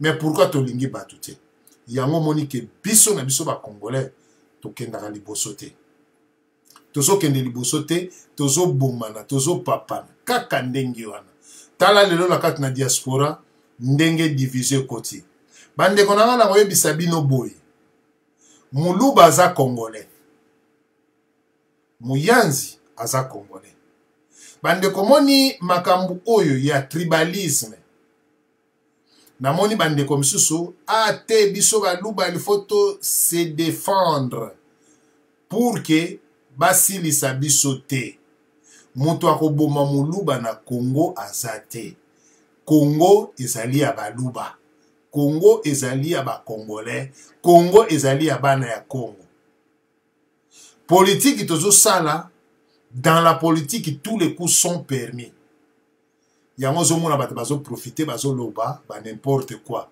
mais haine ya koboma biso ba Congolais toyebi ndenge ya koboma bato te bato bayeli biso makambu ya bakatakata bato ya machette bato ya ba poison Congolais ayebaki makambo okata mutu te na ba machette ayebi makambo kotiela mutu poison te Congolais aza mutu ya bolingo oyo pays na ezali hospitalière Congolais alingi koyamba bapaya, alingi bato. Mais bato, na gentillesse na biso, nde ba profiter na yango. Bande konangai. Soki to bandi kaka ko bomana. O baluba. Bande ko to sale loko mokote. Bande konanga pe baluba. Boza na bolingo. Soki ba poni mutu mususu. Bondima aza Congolais. Bande konangai pe bayanzi. Bangala. Batabandundu. Banani. Soki pe ba poni. Muluba. Aza Congolais. Totika. O muluba. Omoni biloko ezo sala pe bien te. Ezo sala bien te. Muluba aza Congolais. Alors soki to komi kaka baluba. Tozo créer haine. Bande konanga pe baluba. Bomi la kisaka mingi teke. Kaka bino. Yango haine ezali kokota. Mais boza ape na bolingo. Na monaka Chatumba aza muluba. Na kumisaka Vital Kamerhe. Asala choix na ye. Mais bato ba kritika kaye o muluba ndenge nini. Mais asali choix na ye. De son père aza muluba. Mais akumisaka na ye mutu te. Mutu na ye kaka ezali kaka Docteur Mukwenge oya akumisaka. Bande konanga ye. Ndeko nanga Samso oya ezali na Belgique. Aza muluba pur. Original. Mais Samso esiko zana nazo peso bambote. Mwana mobali wana azalaka ni fanatique ni taliban, mais agisaka selon likambo. Soki likambo wana ezali mabe, que ça soit aza Félix Tshisekedi akofandisa ye que non, Félix eloko boye eza mabe, eloko boye eza mabe. Na yebisi bino so bolingi te nga na sokoli maboko mbe na yebisi bino. Voilà un homme intègre. Kozala te ke mutasali likamba mabe ondimi kaka po aza Félix. Mutasali likamba mabe ondimi kaka po aza Vital Kamerhe. Mutasali likamba mabe ondimi kaka po aza Jean-Pierre Mbemba. Mutasali likamba mabe ondimi kaka po aza Moïse Katumbi. Bande konanga to yebaka kopesa bande kona biso oyo to kopesa bango. Au moins na radio lisolo soki DSV a lobi eloko eza bien te de son père akoya koti a lobi que non DSV suis pas d'accord na argument na yo ako contredire yango pour que ala kisanga que non nazalaki na fausseté ya miminga na nzela ya malamu yango to kendaka na radio lisolo. Ce n'est pas que nga na lobi eloko eza mabe ndeko aya ko appuyer yango. Cela veut dire to ko porter eloko moko te. Bande konanga bana Congo. Biso na bino nde toza bandoki ya Congo baloki. Parce que un fanatique apesaka moto conseil te. Fanatique asalelaka ki fanatisme na ye. Ki atalako jamais apesaka conseil. Soko zomona ke non atalaku ya soko tali atalaku ya Weranson musala na ye kaka kokumisa Weranson na mwasi na ye na bana na ye obumona ki asala ki eloko moko boye ake kozwa mwana me basi ba poubelle ba biloko na longo da sala boye na sabo nyonso to na pona patron. Donc ceux qui biso ba congolais to comme na système ya ki atalako ya ki fanatisme donc to tika na biso pour lobby Vital Kamerhe a ozala président de la République. Ata sali mabe moye to condamné ye to loba ezalité parce que to sa ba fanatique. Lobby Félix Tshisekedi a sali mabe to ko condamné te po naza fan na ye naza atalaku na ye. To yeki bandeko to ba ko juger les biens et les mal. Mais soki kaka malamu epai na biso oyo babengi yango tufi yo bengi yango te tufi te za poto mais lia. Tango ba ko yebiso lia olingi ko lia te za poto mabe ezalaka kaka mabe. Mabe ata mukolo moko te komaka malamu. Malamu etikalaka toujours malamu. Yango to linga bandeko na biso. To salaka toujours na malamu na nzela ya malamu. Le Congo appartient à tous les Congolais. Le Congo n'appartient pas à une seule personne ou bien à une seule ethnie. Ethnie moko te ezali ke bango Congo ya bango il faut ba diriger non. Token na élection, token na vote, muto e peuple a kolinga ye, to poni ye. Alors, muto peuple a kolinga, lelo, bandeko ebele tosala erreur te na makambo ya mboka. Tozala ba sentimentaliste te. Toloba makambo ya mboka. Ngai pona nga na koyebisa bino bandeko na ngai makambo baluba totika yango. Biso nyos tutolobaka. Baluba. Mais eza pe malamu te sa ko verser bato misusu. Bomoni biso batabandundwa. Biso batabandundu soki ofingi nga naza mukuse.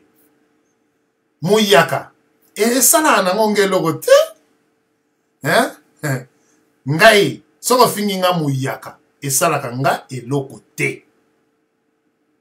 DSV muyaka bayaka bazalaka baboyi bato apusu esalaka nga eloko te. Mesala bato misusu te. Soko lobika ke kolo na ye afingi biso. Mais boyoka kaka bayaka nyonso tu bazalaka batapusu bazalaka baboyi. Biso tozalaka batapusu tozalaka biso baboyi. Elongo lingi eloko te ki DSV te. Nasaka kandenge nasali. Mais kolo mususu olobi kaka olobi boye bakoti ekomi guerre. Bande kona biso est-ce que Congo ango tokotonga yango boye. Tokeye pa ndeko Azor topesi 5 minutes na yo. Poto songa na Dog Live 5 minutes toke na ma conclusion ma solo. Merci. Merci. On m'a dit pourquoi on a lobela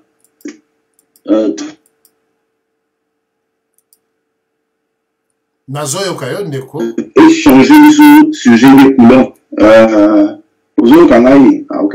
Alors on a lobby pourquoi on a la tribune a été pour éviter tout la salle boye. On peut ça conseiller ça que na ba vérité et ça la rabiso mot passé que mon tout sera soutenir Félix au niveau va tribune là et pourtant on va par exemple tout tel ou mango et comme on dirait des bambous monsieur ils ont bien été. Moi je pense qu'il faut que la A B donc faut interpeller bande ko wana surtout le Dog Live il faut qu'on va interpeller d'ailleurs moi des places tribalisme et que bima c'est-à-dire que les quoi tribaliste pourquoi parce que moi la dépend de Félix aligné ba tribune là et pas qualifié comme celui de ils ont monté na PC na ko expliquer que bala ngai baza 50% bala baza 100% et que la mate alors ce que bala on va na bazo ka ba radio ba lobani ils ont monté ko meka ko créer alors pour la actuellement moi je pense que moi hypocrisie ça moi trop la classe politique la biso là vraiment nana moi éviter que la minute où bazan wana na minute où la Kinshasa wana au Mali bazan wana à part bazan invalide de ko be manan de communiste ils ont des Félix Tshisekedi pourquoi bazon na ko se voiler pourquoi bazon na ko la force de monter dans les Félix pour pas continuer les marches et puis on est qui s'attend parce qu'il fallait déjà qu'on va aller dans la mesure que ça la plateforme pour permettre bango que ça la déjà programme pour lancer la campagne on va aussi les 15 ans au moins que ça fatigue tout ça ils ont dit ça que Congo na biso na va comprendre les jeter tant de ça par exemple dans pays ils ont parce que politique nous a évolué non politique ils ont encore politique et dans la vision pour gagner kaka pouvoir c'est ça donc les Donald Trump va utiliser qui est parce que tout le monde personne ne voulait républicain Donald Trump ils ont madame qu'on a abima tant à sali loge sur Donald Trump et les tout bailler Monica Kadagi populaire va devoir voter toujours il bailler pareil moi je pense que la minute on change pas l'équipe qui gagne tout le monde va comprendre que la minute des abonnés l'air est grave Kabila a la stratégie tout maximiser parce que déjà personnage de Salami Wana il évite des vrais infos il a juste échantillon et Salamaki mais si tout le monde a idée comment est-ce que Makomero Kene Baya Nassima Félix va continuer des marches et victoire nous a tellement écrasante et moi je pense que le Chadari a un obstacle parce que Chadari est dans un bon mot a coincé parce que à chaque fois qu'on intervient sur Salamaka communauté internationale est souvent pour intervenir mais Chadari va renouveler la sanction les gens ne comprennent pas les examens n'en veut plus de Kabila au Congo. Même pas Balingi va se débarrasser d'un Kabila, d'un système aïe. Donc Kabila n'a pas besoin de comprendre le karaté. Donc aïe ne peut pas jouer. Pour dans la peut-être sur Kabila mais la banque ici n'a peut-être utilisé qui est pour Nanga par exemple. Mais lui, il n'a pas encore compris la jeu. Donc net de ça, on a mis opposition a la chance de gagner l'élection coup par coup. Donc nous en attendant tant comme le 23 décembre, déjà l'élément de mission, on va qui élection de combien on obéit ceux qui élection été à l'époque la côté les mains. Parce que le caractère populaire, il faut quand même qu'on a l'idée où il faut permettre le peuple congolais, base à la moi, idée où permettre le bango pas pour ça là, sur les voies là, donc tout le monde que sur le mouvement populaire, il faut qu'il ça pour le 23. Parce que on a raison que on va y abisso tout que le 23 décembre, tout combien là, ma pour la mission de Salami, monsieur Kabila a causé la sous la injonction T. Bon, injonction aux alcams local, mais international, il ne peut plus. Parce que on a des commissions entre Bisso, n'a qu'un dans la loi à gagner. Quand il y a soit disant, on va gagner, c'est on a, à ça coincé. À ça coincé. Bah, on est sur la question sur le corps, à l'Isabé, tout ça, il a qui même mis à Mindele. Bah, Mandela, nous sommes Kabila Sala.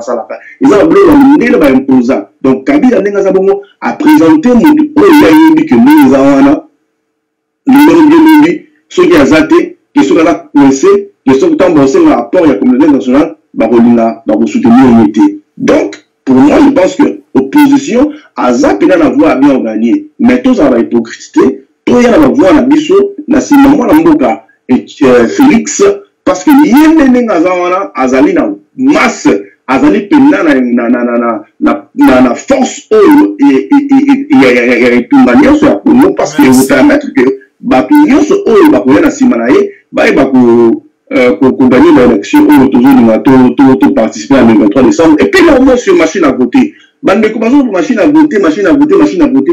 Vote est électronique.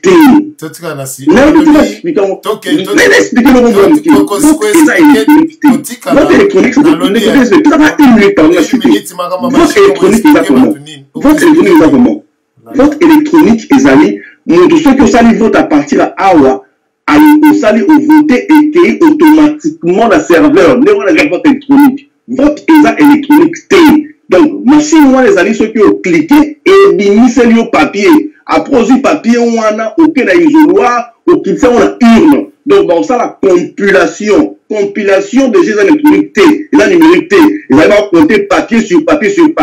Donc, bande de polémique, machine wana, ils ont peut-être qu'il va mais machine wana, ils allaient pour permettre le papier et bima. Ils allaient ordinateur en même temps, ils ont imprimer. Merci. Oyebike ndeko nanga oyebike na yoka mawa ko vraiment limbisanga na yokeli o mawa na ebite mbula na yo mais na yokeli o mawa parce que yo banzi loko ebimisi papier tango ba kozwe loko wana ba kenango ba papier nyoso bino bo pointa ki wana ekobima lisusu ya bato misusu ebele ba kokotsa wana kati wana tango ba kena ko bomba ba urne wana ba kumba kango ba kongole bazalaka bien basoda mutu bakumba yango tango bakokumba yango batie babiloko wana kaka obino boprinta wana ebimi ya shadari batie yango na kati ya biloko wana bokomona pe mutu avotaki me bapapier wana ebimi bakotiake bavote sikoyo bapapier wana ekobima na otamsu na 23h tango bazomela baire na bapapier wana ebimi bozomonaki bavote shadari bazokonte yango boya kolobeloko ne ndeko. Non, ça ne passe pas comme ça. Aujourd'hui, nous avons la capitale. Pardon, il a le mot très important.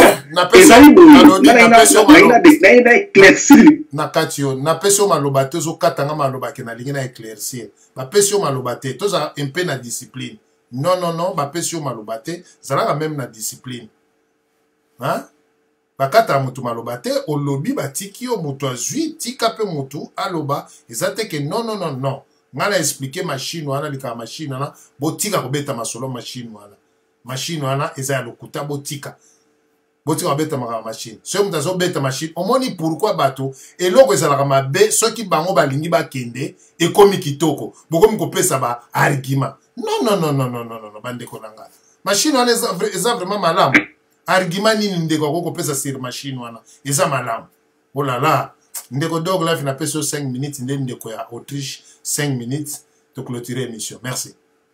Oui, merci Papa Desbe. Il faut comprendre le fanatisme de moi. C'est déjà Google le but toujours qu'elle la direction OCR. Ah bon, nous va au Kenya. Parce que au moins Papa Desbe et là qu'on a dans regretté, bah tu vas comprendre moi dans le bâté. Et ça le malheureux. Parce que moi tout ce que j'ai dit, c'est vraiment le problème où j'allais me déranger. Sauf que nous devons décodifier ma banalité. Papa Desbe.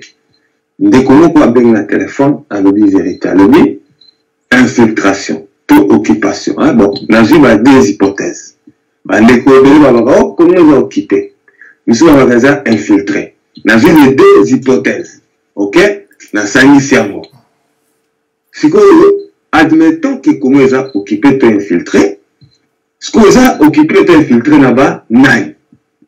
Dès qu'on a Nico, Tutsi, Rwandais. Atangaki Bisengina là, tout Rwandais. Atangaki l'autre là, hein, basé belé.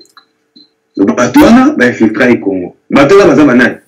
Bateau ti Rwandais. Mais ba occupaki, basé occupé ti les. Bateau ti Rwandais basé banane. Ils allaient tribu Morobo. Bon noté non en tribu. On comprend Papa Desbe. Nous là dog live, là ba te pour un ami qui t'a montré Morobo à la bébé dans ma politique. Comment je faisais la politique? Je ne sais pas si monsieur le Théo. Et ça, mon compte personnel, quelqu'un que je ne connais pas, moi, je ne peux même pas l'insulter. Je ne peux même pas m'adresser à lui par rapport à vie privée. Non, je ne connais pas. Je n'ai pas de problème avec quelqu'un que je ne connais pas. Ok? En tout cas, le problème, c'est le fanatisme. Moi, je viens dénoncer et il y a des fanatiques qui le prennent maintenant personnel. Ils commencent à venir à chaque façon d'intervenir, bah, ça la caricature, pour attaquer qui. Et vous ne comprenez pas. Maintenant, je vais vous faire la démonstration. Comment ils allaient occuper et infiltrer Nabana. Nabarwane, non? Tout sinon, Kabila Zawana, Kagame Azo téléguidé, Bazan de Konae. N'est-ce pas? APC, Barwande, pouvoir. N'est-ce pas?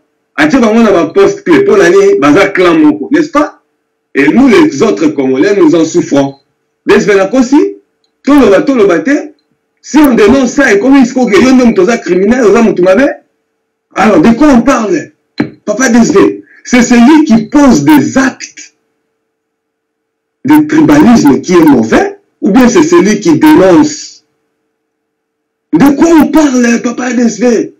Tout ça quand même battu, tout. Quand on parle de conspiration juive dans le monde, si vous hein, de quoi on parle, quoi. Alors, si vous me dites qu'il n'y a pas de tribalisme dans Congo, arrêtez de dire que vous n'êtes pas correct. Vous êtes correcté. Il fallait que la Seigneur fasse que vous ndeko. Il faut qu'on capte. C'est clair là-bas. Et là, point de vue sur la machine. Tout le capot, tout argument parce que c'est ça le problème. Il faut tout le raisonnement la souka. Moi, je dénonce. C'est pas moi qui pose des actes. Alors, ceux qui nous trouvent à bien, donc là, ils tribalistes, ils sont yebi là. Ou yebi, bateau yebi, yebi. Ceux qui nous trouvent à tribaliste, je confirme, la lobby qui nous trouvent à fouler. Ceux qui ont lobby qui nous trouvent à tribaliste, ceux qui nous tribaliste, alors nous trouvent à fouler. Pourquoi pas des yebi là? Mais moi, je dénonce. Pour preuve, le monsieur a eu du mal, il a du mal à reconnaître. Pourquoi il a du mal? Parce qu'il se reconnaît dans ce mal. Alors, tout ce cas, démagogie, tout ce cas, amalgame. Nous devons attaquer, nous attaquons la manipulation politique tribale. Parce que tous les pays en souffrent. Après,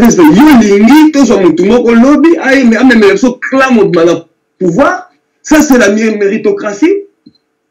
Et puis, je vais répondre à des commissions à téléphone, à un diplôme, la complexité. La vie, elle est comme ça. Ok? Alors, moi, je ne peux pas accepter, je vais démolir le discours que tout le monde va diplômer Bénin dans Congo, non, ça c'est faux. Faux et archi faux. Pourquoi? Parce que tout le monde va diplôme Bénin va tourner dans Congo, tout le monde la présidence de la République. Ok? Est-ce que Maramou est le diplôme avant comment est-ce que Bénin la présidence, est-ce que Maramou va m'appeler le alors, tant qu'il y a un président à Congo, on a un diplôme. On a un diplôme solo. Arrêtez. Alors, c'est pas. Mais s'il vous plaît, élevons le débat. Ceux qui me disent que le débat est quel au niveau, ah bon, il y a peut-être pour vous comprendre un jour. Bandela na YouTube. On comprend pas de fait. Donc, on répond à notre téléphone. Hein? Si, dans le monde à l'élo, on a diplôme nous importe, surtout la Congo. Parce que nous n'avons jamais un président diplômé. Alors, vous voulez me dire que vous en avez 21 personnes, 20 ont un diplôme. Moi, vous en avez tout ça y est, mais pas de c'est quelle logique dans le 21e siècle? S'il vous plaît, n'habitez que Félix a un diplôme, on a zélara la kisa. On a un dossier ouvert. Ah, j'en ai prouvé. Mais maintenant, toujours qu'il y a un principe à bateau, la zone, oh, nous avons un token. Non! On peut pas déceler. N'importe où, et puis, on va faire un bon avant la poto. Il va opérer mon diplôme en médecine. Merci. Voiture ya pamba. Camion ya pamba. Papa, n'acceptons pas l'inacceptable. S'il vous plaît, merci. Élection aux Jeux Olympiques. Autre que élection, bisous bien la palmarès, que n'a pas élection en Bretagne. Non! Oui, les amis, toujours légitimer pouvoir kabiliste pour 5 ans encore et peut-être pour éviter combien? Il faut pas, tout le monde a bien, on a fanatique, tribalistique. Papa, pour finir, c'est très important. Sans vous rendre compte. Papa, moi, je ne m'attaque pas aux tribus. Je m'attaque aux fanatiques qui sont utilisés par le tribalisme. C'est ça, papa, et donc, pourquoi les Katangais sont au pouvoir? Pourquoi les langues comme Swahili, la Congo, langue administration? Pourquoi? Esprit à fanatisme tribal. Pourquoi mon but a qui a mon papa bon mettant on a un soukaronda pour se retrouver tout autour de lui. Ça c'est la vérité. Merci. Alors pourquoi ceux qui nous ont la vérité, au lieu de dénoncer, s'attaquer aux ceux qui posent ces actes, vous vous attaquez à nous qui dénonçons. Merci. Et vous nous rendez tribalistes parce que toujours démasquer l'hypocrisie Nabino. On ne va jamais marcher ensemble avec cet esprit hypocrite. Merci Nazong Simaloba. Merci Ndekonanga Autriche na téléphone na Pesio Maloba. Ndeko Autriche na téléphone na Pesio Maloba toke na lombango tokome na suka. Voilà ndeko na biso ya Autriche abengaki na nzela ya téléphone to Pesio Maloba alobite. Oui nazali nazoka. Émission na biso c'est na suka. Ndeko na banzi lito ina yo ezali wapi na tango bazo pesa eza te ki na bana koloba 5 fois oza na téléphone ozo zoate. Non, nazali nazoyoka c'est pour que na désactiver qui micro et puis na activer en avant na loba. Na bana déjà koloba mais micro na activer na reta bolingi ici. Zoa 3 minutes. OK, mbote bandeko, mbote balandinyo so nazoka kaka ndenge ndeko Dovlak azotomboka. Il est vrai que avant la raison que dans le monde à l'élo de toujours évoluer en plein 21e siècle, il faut tout dénoncer les anti-valeurs. Vous voyez, autant la classe les alliés, obligations, pour comme d'ailleurs, sur une expérience sur la statistique, hommes riches, ce sont des gens qui ont peu étudié. Bateau batanga mukiende, ba développer toute ba maïs, ba stratégie à économie, ba salle d'économie, ba grand commerçant, ba grand homme d'affaires. Au moins, la seule année, ce ne sont pas des docteurs sur banane. Mais, le nom de la vie à l'élo, pour valoriser, il faut avoir un diplôme. Nous avons pris un exemple en Autriche, grand frère à Madame Nangaï. Un Autrichien, Douglas Ayebi. Un Autrichien, bon, Ayebi, moi aussi, nous avons grand frère, moi aussi. Autrichien, génie en informatique. Les gens qui sont au Mexique, ils ont des compagnies au Mexique partout. Mais ce cas où ils travaillent dans le noir. Tellement qu'il y a une chose dont inné l'informatique. Mais le fait qu'il y a une Europe, on ne l'accepte pas. parce que azo prouver maïli azana maïli na mutu a ça la pas démontrer à monter ba programme il y a ça la créer un programme yemoko et bazo boya couper ça musa pourquoi parce que na papier a chilango vraiment na kelasi atangili yango te quand que c'était un génie bazo louer na compagnie les États-Unis na Mexique na Brésil donc il y a des antivaleurs nani couper ça ba injonction awate bobi ça na le béni vraiment sujet qui dans le grand comme qui mais la commune vraiment papa dit au fond la boîte de Pandore parce que la monde de côté c'est la bande bazo tombokawa biloko oyo bako batribalisme baélection oyo bamachine à voter oyo ndeko alobaki ke non vote eza électronique te namoni papa te faut contredire mais moi aussi je l'affirme que le vote n'est pas électronique c'est-à-dire ordinateur eza wana oimprime kombo ya motu yo moko oke otiango na isoloir donc vote ezali le fait à comprimer papier te mais vote ezali ntango yo ozwi papier na yo na motu oyo oni oke kokota na isoloir nde esika ane ovote ce qu'on dit que les soldats vont procès d'intention. Ce n'est pas pour eux qu'il y a des témoins pour vérifier la processus. UDPS va pour en 2011 parce que le centre de souci la témoin dans la caté. Donc,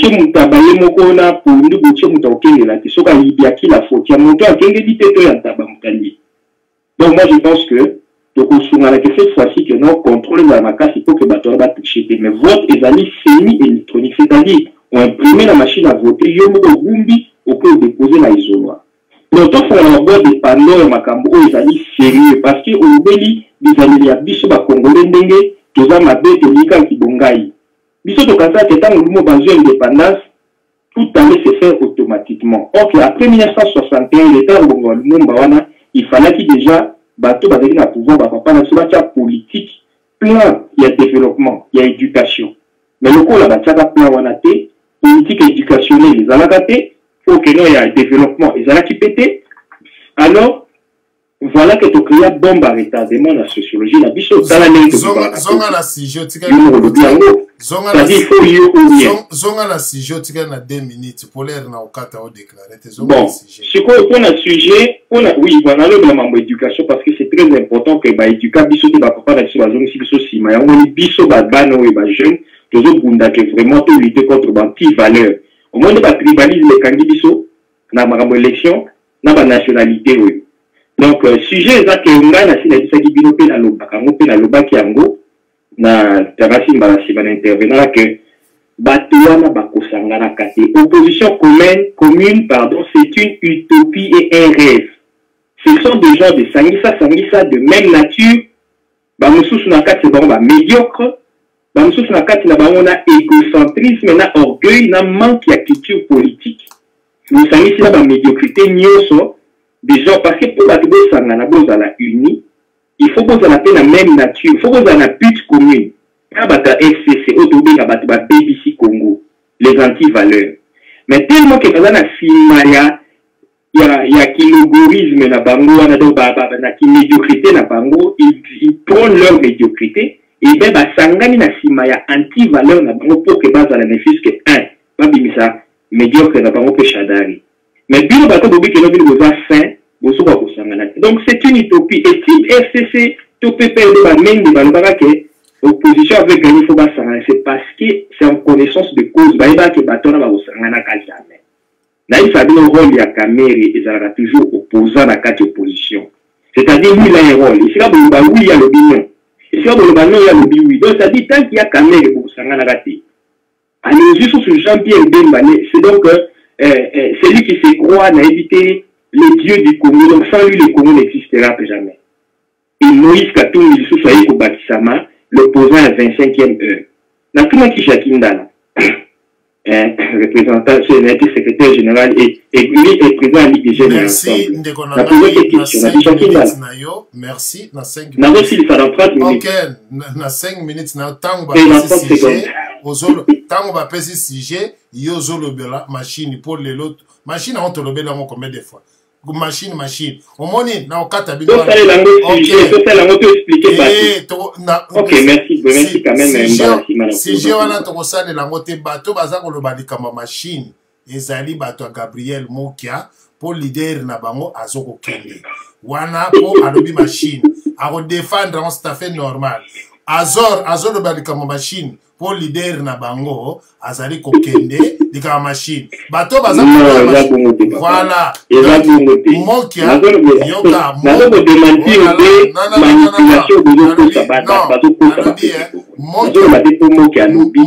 mokia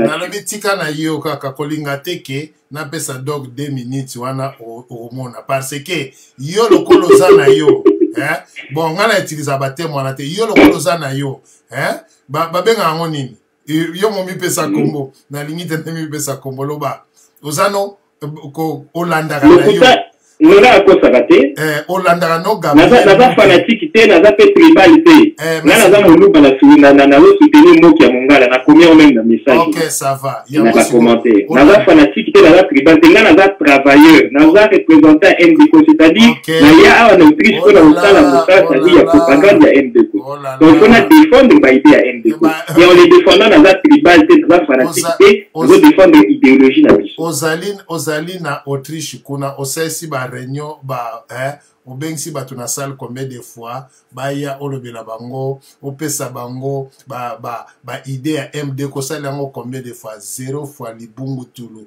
mais kaka représentant na Autriche ofandi pe bureau za na ngote zera na obimelo na ebisio na obimelo no bon na yaki pona opesa kaka ba nini te naza na bureau oui naza na bureau so que na opesa adresse na bureau na bureau opesa na bureau data doc life wana ko leka na bureau bureau MD ko ezali parti futa chaque mois. Fanda na yo ndeko nanga na yebi belé. Salaka musala no okumisaka ye po yebi ke non. Ata Gabriel Mokia acha oteka ata batike na wenze.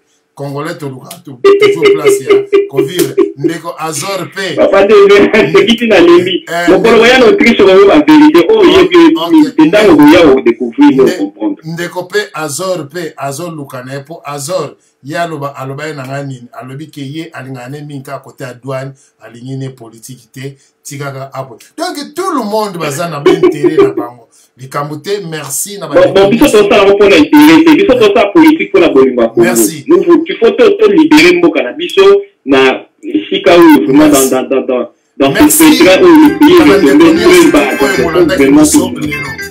merci na ba de connaissance tout mon ami biso lelo ezalaki toujours ya bino DSV violence le foot de vous perdane monte toujours na kati ya la nde na tiki bino tokota misumu bye bye